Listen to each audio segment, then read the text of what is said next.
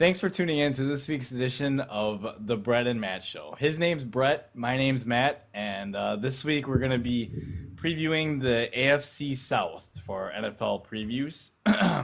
So the first team we'll start off with is the Indianapolis Colts, who, with Brett living in Indiana, should be able to give us pretty good insight with how that team's doing. Looking into things, though, they had about $40 million of cap space the beginning of March. Obviously, they spent some money this offseason, and they also let some of their own players go. Guys like Antoine Bethea, Donald Brown, and some depth pieces like Cavell Connor, and guards Jeff Langenbach and Joe Retz. But they also made some pretty good pickups. They were able to pick up Hakeem Nicks on a one-year deal, defensive end Arthur Jones from the Baltimore Ravens, and Phil Costa. Center from, I believe he was in Dallas before. Thankfully, he's not very good. Costa's not. And center is a pretty big need for the Colts. But Irsay, or maybe it was the general manager, came out and said that Costa is more or less just kind of like an insurance policy. So we shouldn't be relying on him to start, for the Colts. I know they were probably pretty interested for a while there in Alex Mack, but, Cleveland tagged him with the transition tag so they could match, anything that the Colts are to throw at them. But I do remember hearing also that the Alex Mack's agent was pretty confident that if he really needed to get his client out of Cleveland, he could structure a deal in a way that would make Cleveland wary of signing it. They might not match a deal if someone were to offer something, but I don't think that's likely. Unfortunately, I know everyone down here that's a Colts fan is hoping that we go after Mack. But someone like Brian De La Puente or something from New Orleans would probably be more likely of an option if they're still interested in signing another center. Sure, that makes sense. I think did they bring in Daquell Jackson too? They did. Linebacker from Cleveland, actually. We were just talking about Cleveland. They did bring him in, and it's interesting because in his career in Cleveland, he's played in a 3-4 defense and a 4-3. And he's been much better inside a 4-3 scheme. And the Colts run a 3-4. So it's just not necessarily a great fit, but he should still, if he plays decently, it would be an upgrade over what they had last year. Right. So do you think they overspent a little bit for a guy like Arthur Jones? I know there are a decent number of teams interested in him, and I know a couple teams backed out because they saw what kind of money he did end up getting. I think because, defensive front, especially in a 3-4, it's pretty big. You have to have the right type of pieces. And they had $40 million in space. So, they had the money to spend on somebody, to offer him something that other teams, like a Green Bay that might have been interested, just wouldn't match. And, if that's what it takes to get a guy that you think is going to fit your scheme and help you win football games, if you overpay, by a little bit, I don't really have a problem with it. It's not like they spent way too much money on him.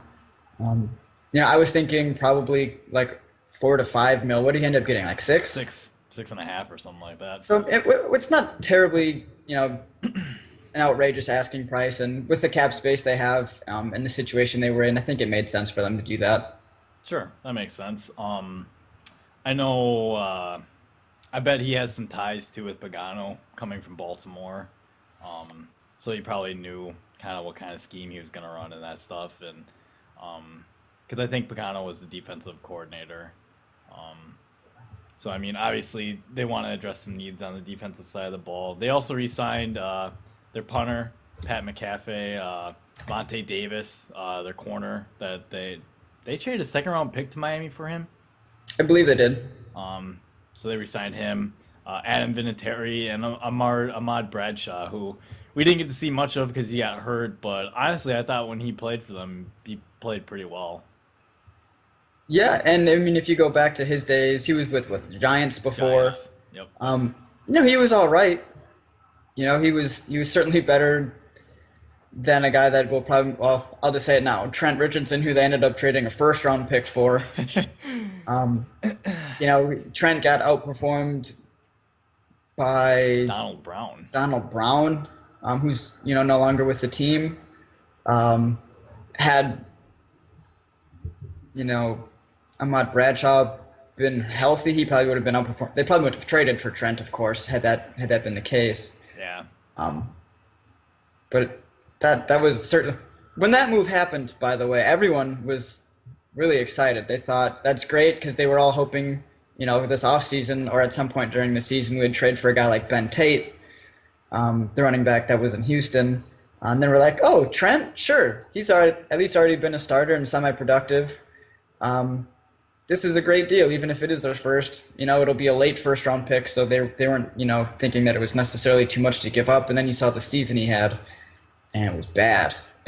Yeah, I mean, to be fair to them, I mean, they had good intentions. I mean, you're talking about pairing you had the first and third overall picks from that year's draft on the same team. I mean, you would think that playing with a running back or a quarterback like Luck, having the threat of a passing attack, something that Richardson didn't exactly have the best of in Cleveland, you'd think that would open up running lanes, but it didn't end up happening this year for him.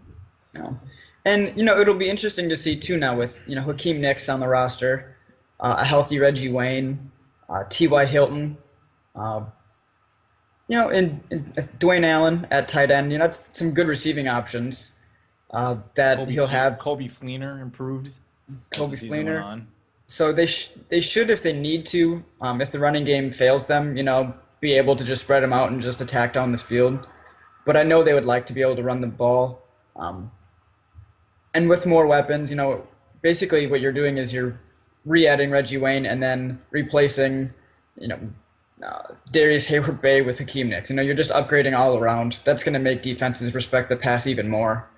Yeah, I agree. And if they can shore up some of the, perhaps offensive line issues, whatever it was, whether it was scheme or just technique or the players aren't good, I don't know. But if they can open up some lanes, that offense could be pretty dangerous. Yeah, I definitely agree with that. With that said, we'll move on to their draft needs. And as we mentioned earlier, they traded their first-round pick, which would have been number 26, to Cleveland. So with that said, they don't have any first-round picks. However, later on in the draft, maybe going after a safety like Jimmy Ward from Northern Illinois. A lot of people have him possibly rated as, that third-best safety behind Pryor and Clinton Dix. Maybe going after another receiver like Jordan Matthews. I mean, receiver is going to be an area that's, with it being so deep, they can get a player that's really good value for their second-round pick. And I bet a lot of people are saying, well, didn't you just say that their receiving group would be good with, Nicks, Hilton, and Reggie Wayne? Yes, it should be. But Reggie's coming back from an injury, and he's 35. He's not going to be there forever, and the Hakeem Nicks deal was for 1 year. So after this year, you don't really know what you're going to be getting. Yeah, you could potentially lose both those guys. So I mean, receiver, though it's not necessarily like a top need, say, for this year, that would definitely be a good pick for a long-term position of need. Yeah, I couldn't agree with you more on that. I mean, especially some of the receivers that we're talking about were coming into the year, we're going to be like in the first round. And because guys like Mike Evans and guys like Kelvin Benjamin, who are underclassmen, who came out and had really good seasons, are pushing those guys deeper now. So the value that you're getting there is really good, I think. Mm-hmm. Definitely agree. But with that said, I mean, obviously, my overall thoughts, excuse me, getting over a cold here. My overall thoughts on the Colts, they played a lot better than I thought they'd do last year. They're a hard team to figure out. I mean, I watched a couple of their games. They punched San Francisco in the mouth at San Francisco, and they go and and they beat Seattle. Granted, it was in Indy, but I mean, in their games I watched where they just beat laid Denver. goose eggs. Yeah, they beat Denver. I mean, and then there are times where I just watch them and they lay goose eggs. I'm just like, what are you guys doing? I think Andrew Luck really he makes up for a lot of the deficiencies in that team, especially on the offensive side of the ball. As far as defense is concerned with Pagano, Being a defensive minded coach, I think the defense is only going to improve and get better. And I love the Hakeem Nicks signing. I know it's only 1 year, but I think him getting passes from Luck I think it's gonna rejuvenate his career because I do think he's number one quality receiver. And I don't think I mean, Eli Manning, obviously Super Bowl winning quarterback, can't take that away from him. But I think Luck is probably a better, more accurate quarterback. And I have pretty high expectations for the Colts this year. Yeah, I mean, luck you would expect hopefully to only get better. They had the cap space, to fill in a lot of needs. And playing in the South did afford the team, I think, to have weaknesses and not really be exposed, since the South had arguably two of the three worst teams in the league. Um, with that said, they did also have those really good wins that we mentioned, so we know they can compete, with both Super Bowl teams, uh, the runner-up in the NFC. And had Andrew Luck not just gone like a turnover binge against the Patriots, and had they, that game might have been a little different. Also, would have been nice to stop the run, which is where someone like Arthur Jones comes in. And I think they had Reggie Wayne for all those wins too. That's because it was early in the That was a season. devastating loss to that team. Yeah, I mean after that, that's when that team you started to see a little bit more of that inconsistency in them. Definitely. The only real loss from last year's team that hasn't been fixed yet, safety with Bethea going. But they've upgraded, pretty much at all the other areas that they've really needed to. And as you mentioned, Andrew Luck is on his way to the top. I mean, there's no denying that at some point, he's not there yet, but he'll be obviously in that discussion every year for best quarterback in the league at some point.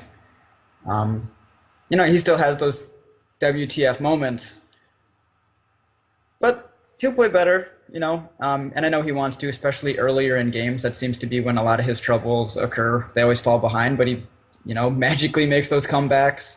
I think he, leads the league the last 2 years in comeback wins. So, but the ability is obviously there. And once he becomes more consistent, this team's obviously going to just be, that 11, 12, 13 wins per season sort of team, so long as they can keep surrounding him with some of the talent to help him along. Definitely. With that said, I'll move on to the Houston Texans, who should be interesting to see what they do. Evaluating their cap space, they don't have a lot to work with this year, only at about $9 million. Um, so, what ended up happening in free agency this year with the Texans? They lost Ben Tate. Did Owen Daniels sign somewhere? Not I know yet. he's I been don't believe he looking. has. I Yeah. know he's visited, I think, Washington and the Packers. But he hasn't signed anywhere yet, as far as we know. Matt Schaub got traded to Oakland. Um, Antonio Smith ended up in Oakland too, I think. Yeah. Um, Earl Mitchell and Wade Smith, they lost both of them. They were able to re-sign Garrett Graham. I think that was a good signing. They were able to pick up Ryan Fitzpatrick, and they picked up Kendrick Lewis. I think everyone kind of knew once, because I know I saw the Fitzpatrick deal happen, and Schaub was still on the roster. I think everyone pretty much knew that Schaub was either going to be released or traded. Something was going to happen with him. Yeah, I mean, it makes it interesting too why you would even make a trade for Schaub if you're a team, knowing that either way, The writing's on the wall. the writing's on the wall. Just wait for. I guess the only thing you do is guarantee that you get him instead of Right. let him hit the open market and maybe you get outbid. But I mean, if you're Oakland, you had the money to overpay everyone you signed anyway. Why not just overpay for Schaub? But anyway, getting slightly off track. But yeah, their cap space was pretty bad. Coming into it with 9 million, they didn't really get the chance to shore up a lot of the needs that they have, which are at quarterback, defensive line. Other than J.J. Watt, they don't really have a whole lot there, especially now that Especially Antonio now they Smith's lost gone. Smith. Yeah. Linebacker, particularly in the middle. They got Cushing. It could be outside linebacker as well.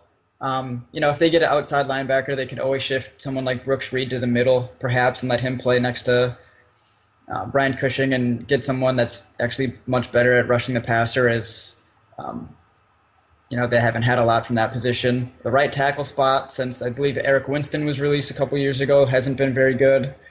Um, So there are needs to fill for there are sure. a lot of needs for the Texans, which is kind of strange given where they were at just 1 year prior.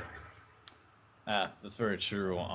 So obviously they didn't do a whole lot in free agency with them not having a lot of money.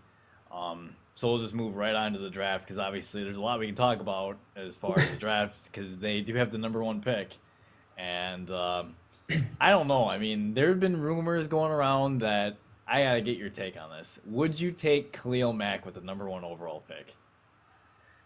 It wouldn't be the first. Hey, didn't it happen last year where a player came out of that conference with number one overall? Right. And I don't, I guess I'm not too much of, where a guy came from in terms of conference. I mean,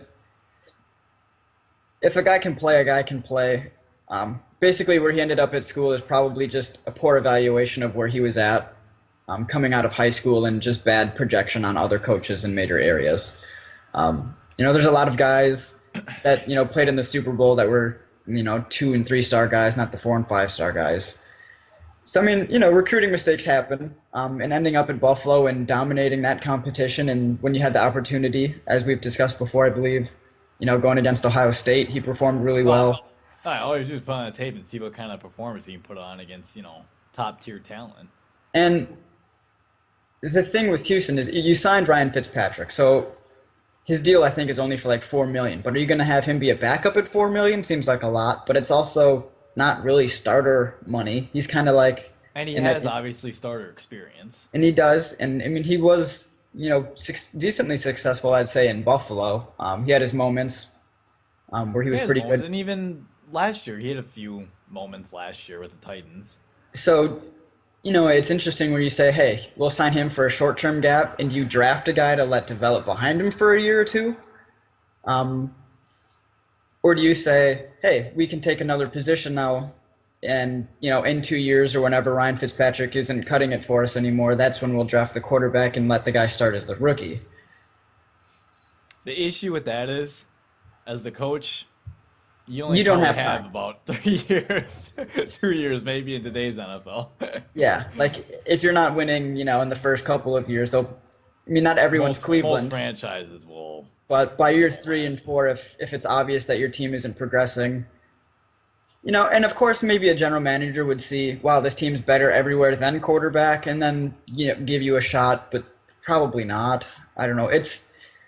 But do you think any of the quarterbacks this year are worthy, say, of like definitely worthy of being that number one guy that will be your franchise quarterback? And this is where we're at. And we'll be able to talk about this with Jacksonville too, because I think they're in a similar spot. I would guess that none of the quarterbacks are probably number one on either of those teams' boards, especially Houston. I can't imagine that Bridgewater, Bortles, or Johnny Manziel is number one on that big board. So then I guess you're weighing, do you take the quarterback and even though he's maybe, I don't know, for all we know, 8 or 10 or somewhere on your overall board and ignore the number one player who's on your board. You take the quarterback to fill that need and hope that, you can compete right away and that he does pan out being really good. Or you take the instant impact player that is either, defensive end like Clowney, an offensive tackle like Greg Robinson or Khalil Mack. Like those guys you can plug in, you can play, you might as well just count them for, instant impact. I don't know if I'm the Texans. It would be interesting too for me to see where and how teams would choose. Like, do you put certain weight, like more weight on positions, so you can say, okay, well, the quarterback position's more valuable to us, more so than maybe our pass rusher. So even if he's 5 on our board, does that make him just as valuable because of how much importance is placed on that position? Even though he's not the most. So I mean, there's different strategies, different ways of thinking. Personally, man, and if you don't feel that there's necessarily a big gap, between these guys here in the first round and the guys late first, early second quarterback types, Right. I would take someone other than the quarterback and then take, as we've discussed before, maybe that AJ McCarron in the second or early third if he's still there. Garoppolo, Derek Carr, and then just go with perhaps that sure thing and let those guys develop behind Ryan Fitzpatrick for a year or two and just see where they stand. Yeah, that's a good point. Well, this has kind of ruined my idea that I had, but I've heard before that, taking the pass rusher is, really a good idea with the number one pick over the quarterback. But the same philosophy can be said. Some of the top pass rushers that were taken number one overall, they haven't necessarily won any Super Bowls. Like, and some of the quarterbacks that went later in those drafts have. Unfortunately, my argument doesn't work for this case because I was going to say, oh, well, Houston took Mario Williams and they didn't win any Super Bowls, but now looking at the quarterbacks that were in that class, well, none of them ended up being very good. So that ruins that idea. But and if you look at it, it's Mario Williams has had a pretty good career. Yeah, he has. There's no question about it. Now, and if you're a team that can pair up, if you feel like Jadeveon Clowney or Khalil Mack will have the same type of impact that Mario Williams has had, pair him with J.J. Watt. At the very least, that gives you a pretty sturdy core up front in a 3-4. And if down the road as an organization, who knows? Maybe with coach firings and hirings, you go from a 3-4 to a 4-3. Both of those guys can convert pretty easily from one system to the other. That's probably looking way too far down the road. Sure. If you're a general manager, you don't want to think, well, maybe if I fire this guy in a couple of years. But if you're doing that, that means you're losing. So yeah, that's true. So overall, I'm really high on the Texans, but I'm only gonna say this: the Texans will make the playoffs if they draft an impact quarterback. By that I mean, if they draft someone like Johnny Football, who I really hope they do, but at the number one overall pick, I don't know if that's a realistic idea. But I don't know. I think the Texans they underachieved last year, and they're a lot better than the 2 wins that they got. I think if you bring in a quarterback and you have Arian Foster back and he starts playing like he's supposed to play, and he's healthy, there's a lot of good running backs in this year's draft that no one's talking about because running back is an undervalued position nowadays. Like, you could draft one of those guys in the 4th or 5th round, and those guys could probably be a starter at some point. So you could bring in another running back to back up Foster, and then if he does go down, hopefully that guy pans out. I just think, with how bad quarterback play they got, if they can get their defense back to playing the way that it did, if they can get the offense to running the football again, and you bring in some excitement like Johnny Manziel or, Teddy Bridgewater or Blake Bortles, really, it's about O'Brien. He's supposed to be a quarterback guru. I would highly anticipate him to be able to, hopefully make one of those quarterbacks, into something really good. I think that team is going to be a lot better than they were last year. No question about it. And maybe they won't make the playoffs, but I'm not taking that back. I think they're going to make the playoffs as a wild card. I'm just going to say it. That's just my prediction with the Houston Texans as the wild card. Because there's no way that both wild cards are coming out of the AFC West this year. It's not happening. Wow, playoff team. What about the East? The Jets? Or the North with the Ravens and Bengals? There's a lot of good teams. There are a lot of mediocre teams in the AFC. That's how the AFC is. I think that's what we're getting at. The mediocre AFC. They'll be in after the top 3 teams. But there's no questioning that Houston obviously underperformed last season. If you look back to 2 seasons ago to where they are at, looking, they were like the most dominant team, I believe, up until that Packers game 2 seasons ago. They were like 8-0. To 1 year later having the number 1 overall pick, that's obviously very disappointing and discouraging and surprising probably. And it's kind of hard to say where the problems begin. Was it strictly Matt Schaub's fault? The defense wasn't nearly as good, particularly in forcing turnovers. I believe 2 years ago they had 29 forced turnovers, and they were like 3rd in the league in a plus-minus ratio. Last year they only forced 11 turnovers, and they were negative 20. That's obviously 40 turnover differentials. That's 2 or 3 turnovers per game. And obviously Kubiak's been fired, and they're just lost. The cap space didn't allow them to be as aggressive, even conservative, really, in free agency. They just kind of re-signed their own guys that, like two of their own guys that they wanted. Um, but I guess next year should be a little bit better in terms of free agency because they'll have over 60 million in space saved up for Watt and whoever else they feel like signing to shore up needs. And I think they'll be better. I, they have talent in certain spots. It's just they're going to need to hit for sure, and hope for at least average quarterback play for them to be successful. And as you mentioned, we were kind of getting at it. Seattle showed that with a good running game and a good defense, you can compete with and stay in any game. You just can't be careless with the football, which Tennessee or Houston, sorry, was last year. If Fitzpatrick, who has a history of turning it over, can correct those, they might be okay this year. But that would also kind of lend them towards saying, hey, look at that Super Bowl team who had a really great defense. Maybe we should just go defense and let our offensive quarterback guru guy just take a guy in the second round and let him develop for a year or two. And then by the time he's ready to start, our defense, should at least keep him in games. And I don't know. It'll be interesting to see what happens. It will be. That's a good point. I mean, yeah, something like that could happen.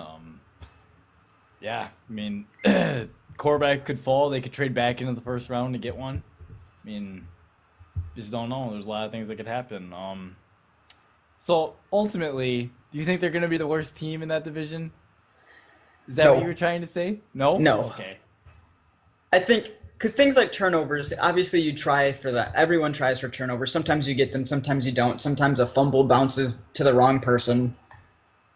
They won't be that bad again at that, and I think that'll help this season if they can create some extra turnovers.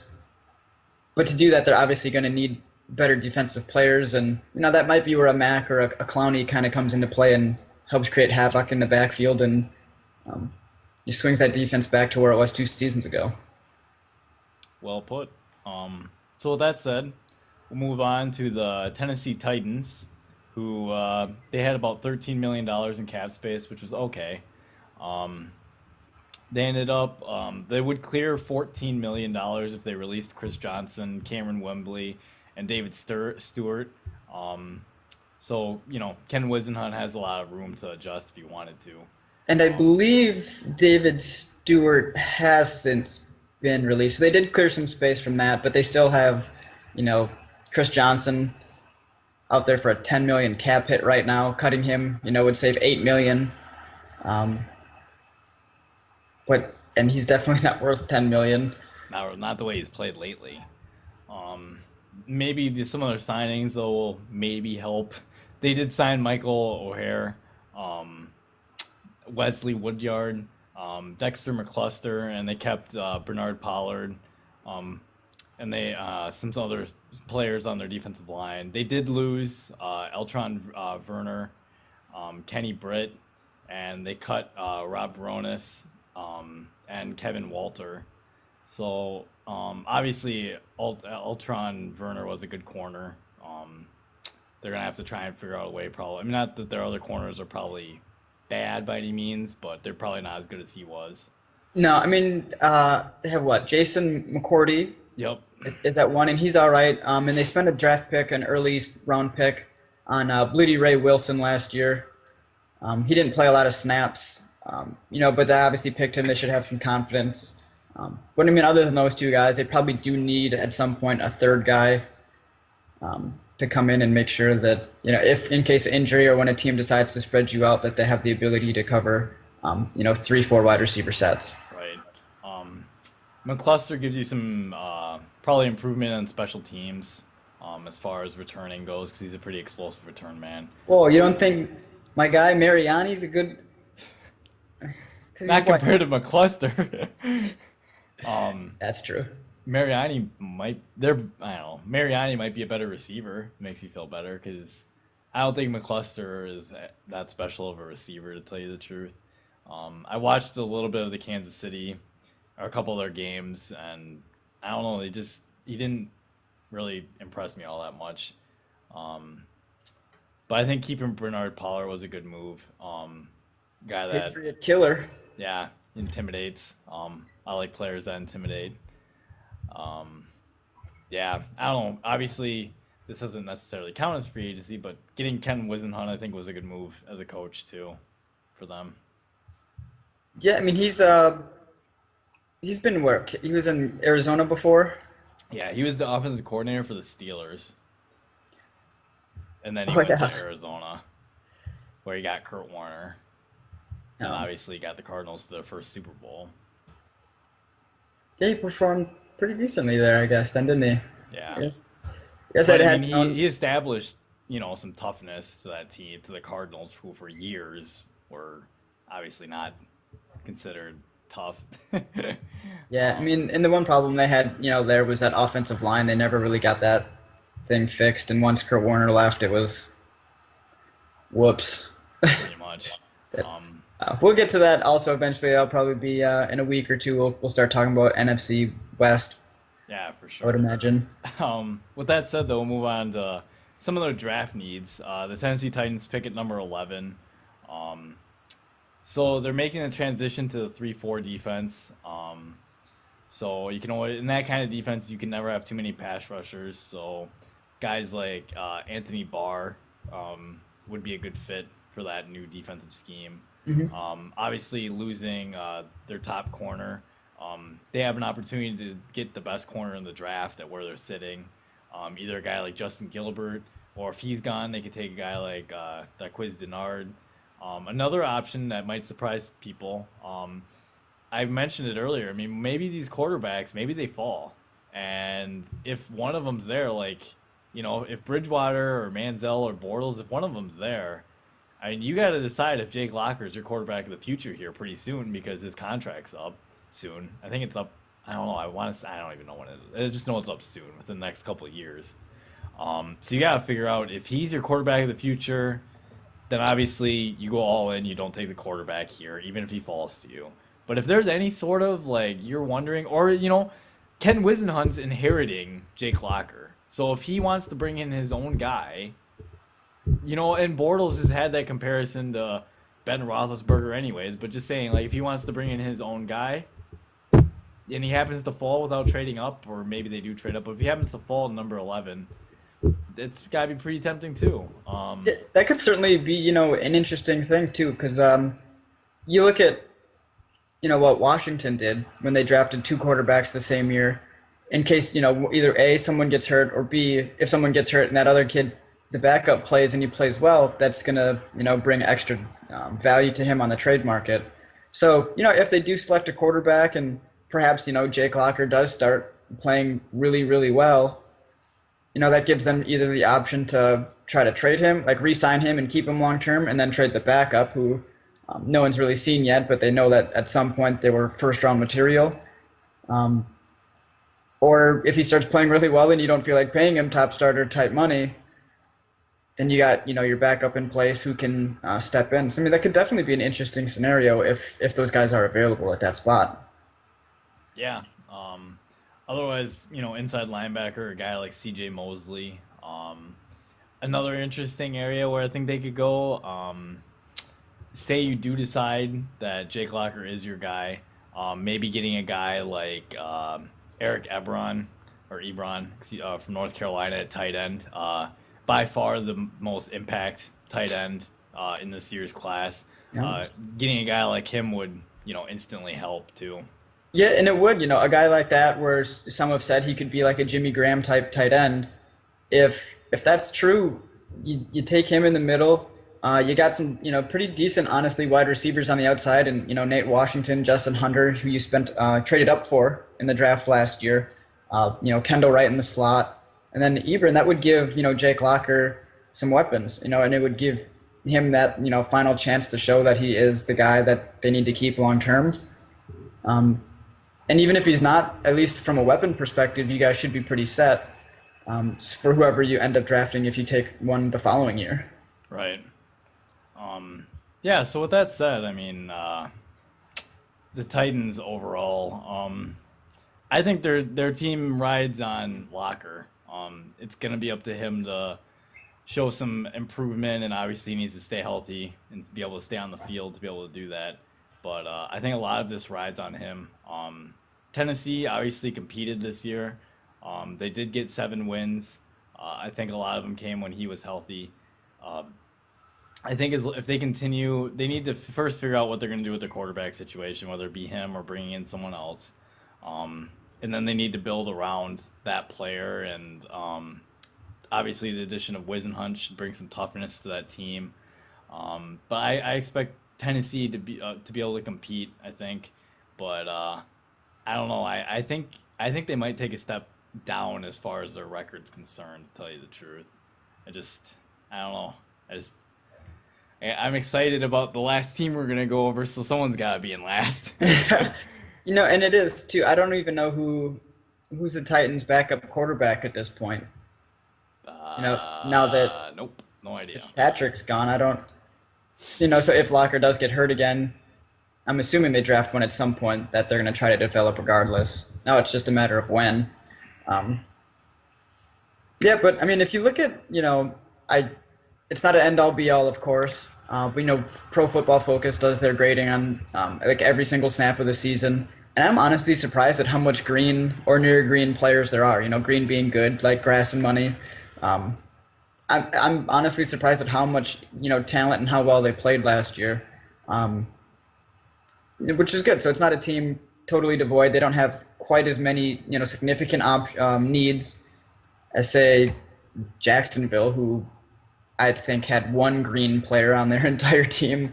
Um, but they do. They will really, really need Locker to stay healthy and play well.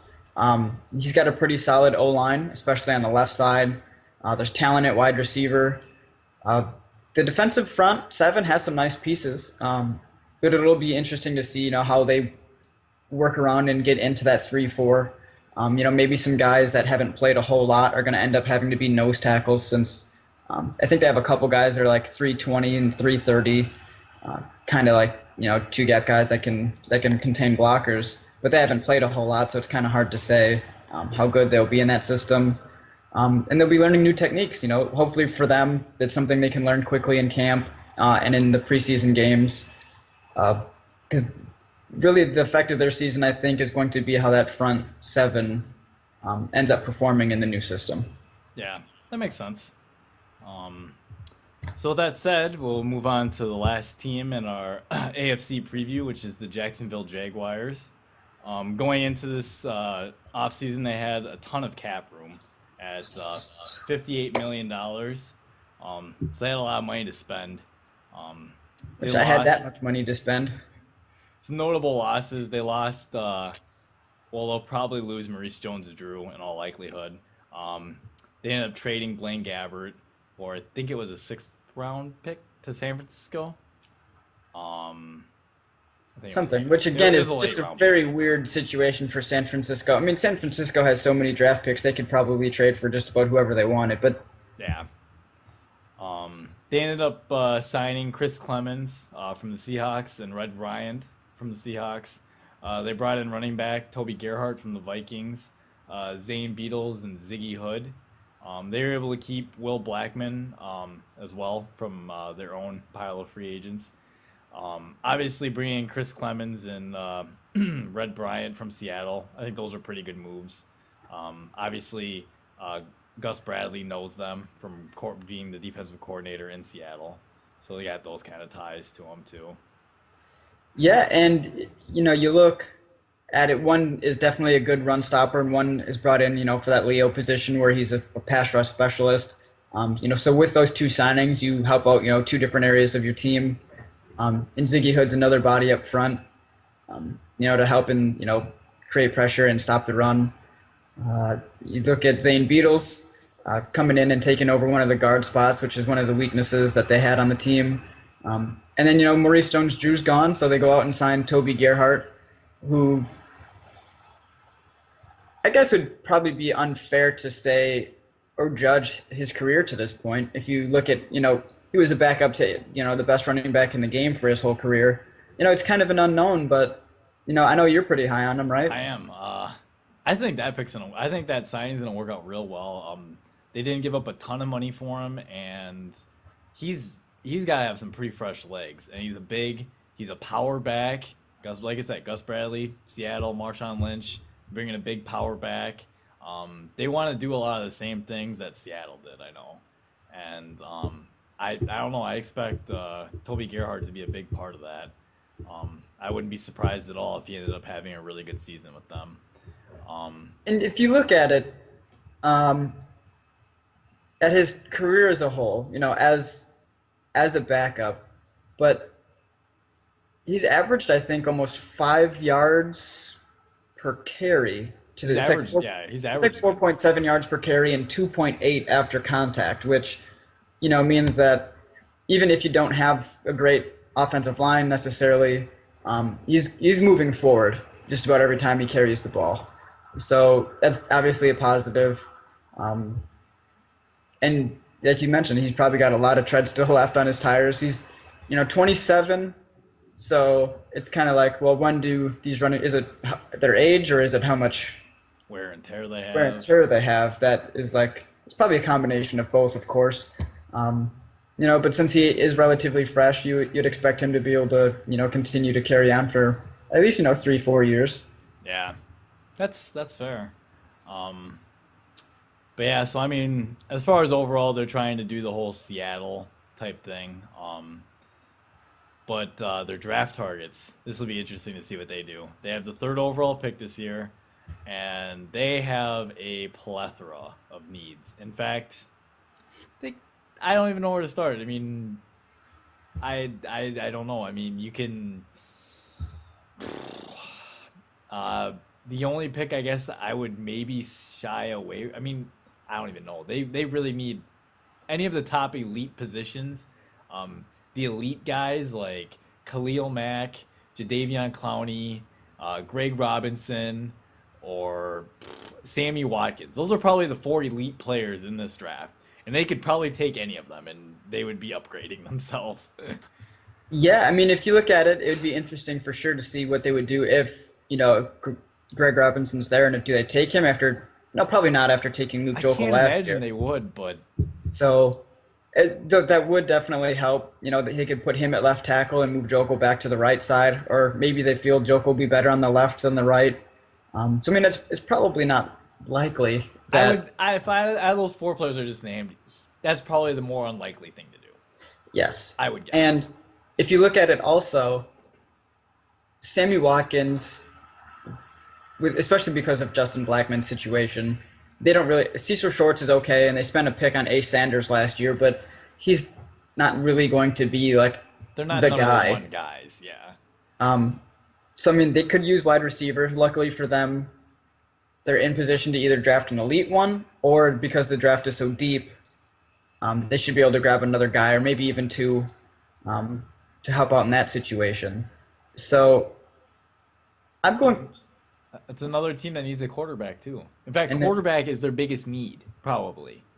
yes, But yes, is there Chad a Henne. quarterback that's worth the third overall pick? See, and the This is other where we get in positions, this right? situation with the quarterbacks. Because you have Clowney and Mack too, who can be great pass rushers. And you did just go out and sign guys for the defensive front. Like that's where you spent your money, was on your, in the On the trenches on defensive defense side. and Yep. offense. But Chris Clemens, last year he was coming off an injury. Red Bryant isn't a great, pass rush guy. He's a big body that'll help stop the run. But Mack and Clowney would fit that Leo position that Gus Bradley would bring in. So it'd certainly be interesting to see if he just goes with that and knows that building the strength of your team in the trenches is where you can start. And if you bring a quarterback in, um, next year, which sucks though, because that means you're like, oh well, we'll just go ahead and lose this year You're and pretty we'll much take. kicking another year to the curb again. Yeah.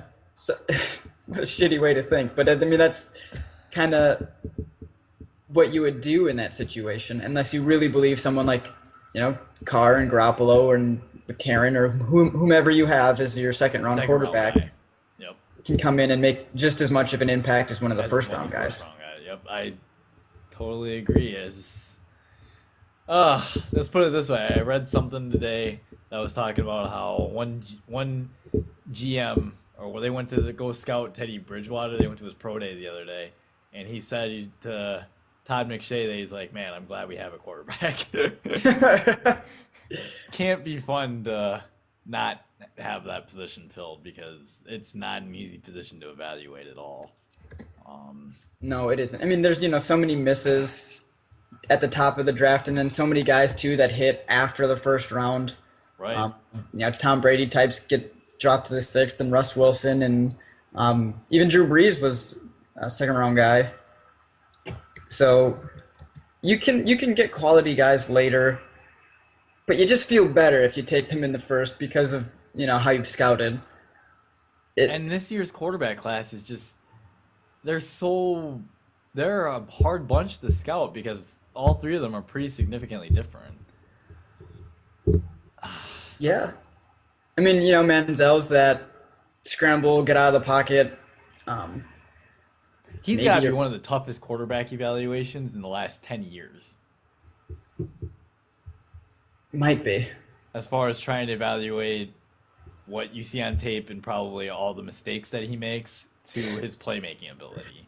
Right? But then when you talk to him too, I'm sure that there are a lot of teams that when they talk to him, um, honestly probably fell in love for the kid's, passion. I mean, he's a very passionate kid, Why do you think I like him so much? and teams, can fall in love with that and his desire to want to just win. Like that's all he wants to do. He wants to win and he wants to make sure his teammates, obviously by virtue of winning, are also doing well. So, I mean, that's a desirable quality. But then you look on the tape and see some areas, and you're like, well, okay, he could improve these, but that's what coaches are for, right? Is for coaching kids up. It's true. Um, you got Blake Bortles, who's your bigger, he can stand in the pocket, but he's very good at sliding up and can take a hit if he needs to. He's a big guy. In my As you opinion, mentioned. he's raw. Yeah, As everything I've read, he needs to work on. Not that Manziel doesn't need to improve as well, but as far as going through progressions and stuff like that, Bridgewater, I guess, is everything I've read has said he's the best at that.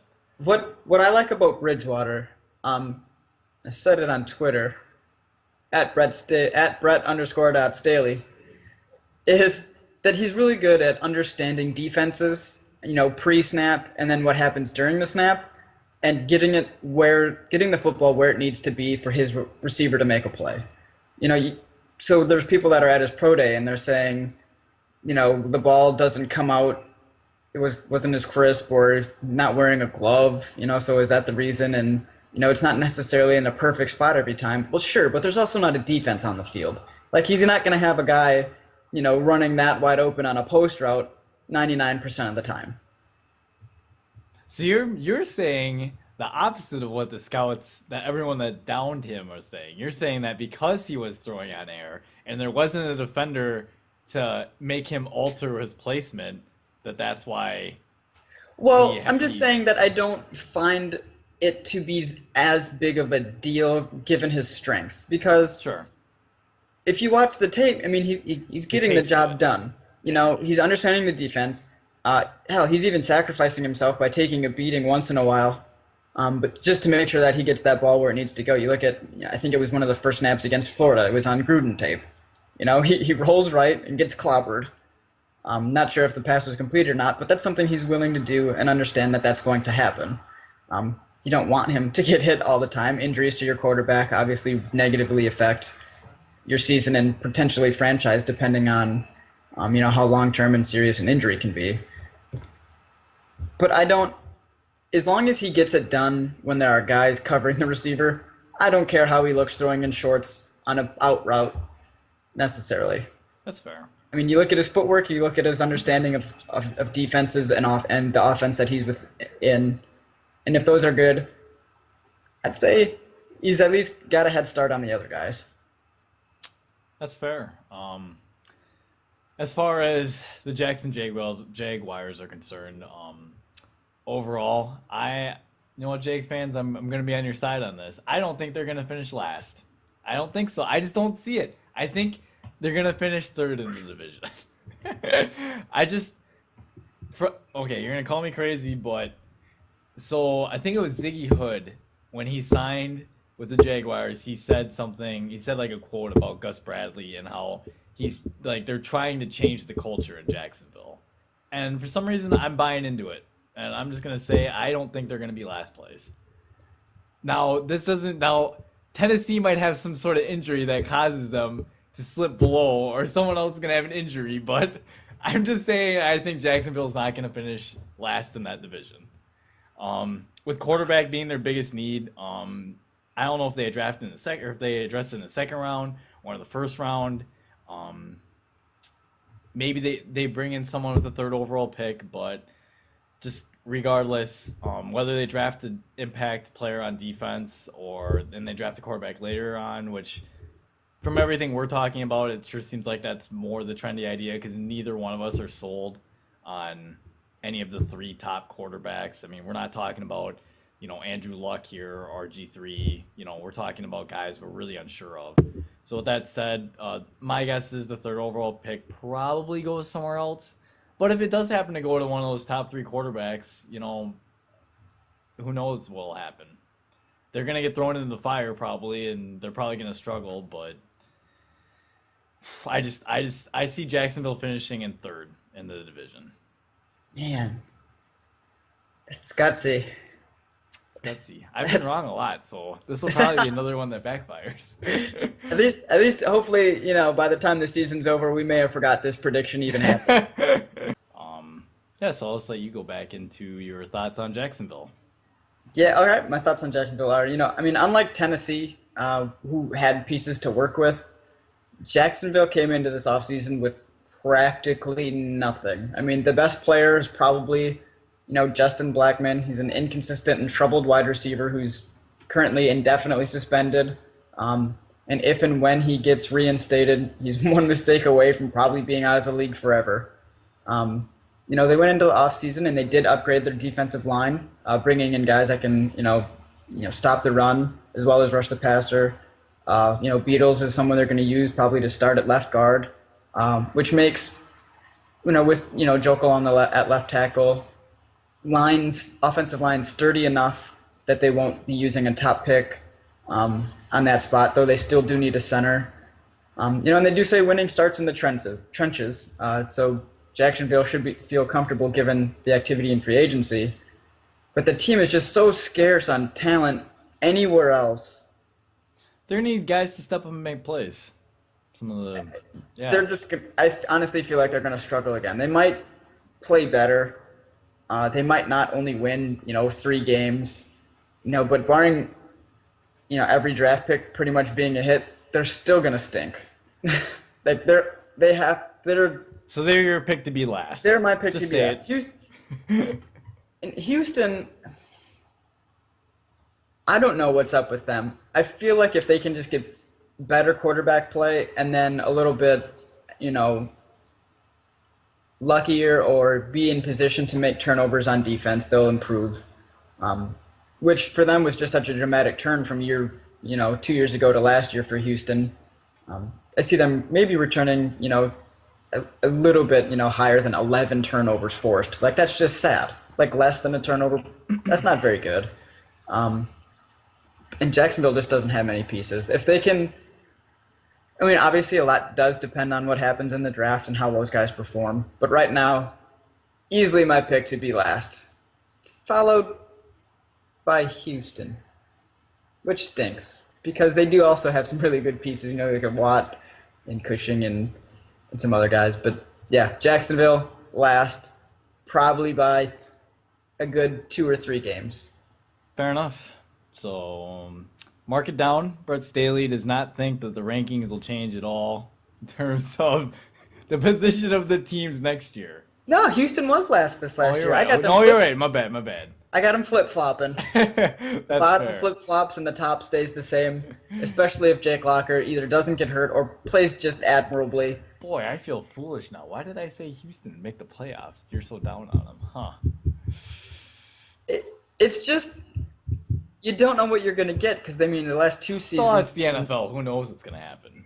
And there, like every other year, there's a team that was last in a division that ends up making the playoffs. Yeah, the turnover rate in the playoffs is really high anyways. So it's not outrageous, especially given their history, that Houston can make the playoffs if they can get some good quarterback play. Realistically, a good quarterback play and a little more opportunistic on defense, and they'll be right back in the discussion. Excellent. So with that said, that wraps up our AFC South preview. Wow, we're done with the AFC. 4 weeks of NFC, and then we get right into our fun little mock draft we get to do. Yeah, definitely. So next week, any particular division you want to start out with? Well, let's just do Green Bay. Okay. I want to talk at the North. Fair enough. So next week we'll start our NFC preview with the NFC North, and I think we have another podcast coming out real soon regarding the March Madness that just took place, and there was a lot of it. Holy smokes! Yeah, I mean, hopefully, Josh was busy today. He said his schedule was a little weird. I'm not sure about tomorrow or Wednesday, but hopefully one of those 2 days we can discuss what happened over this last weekend and what we think will happen this coming weekend.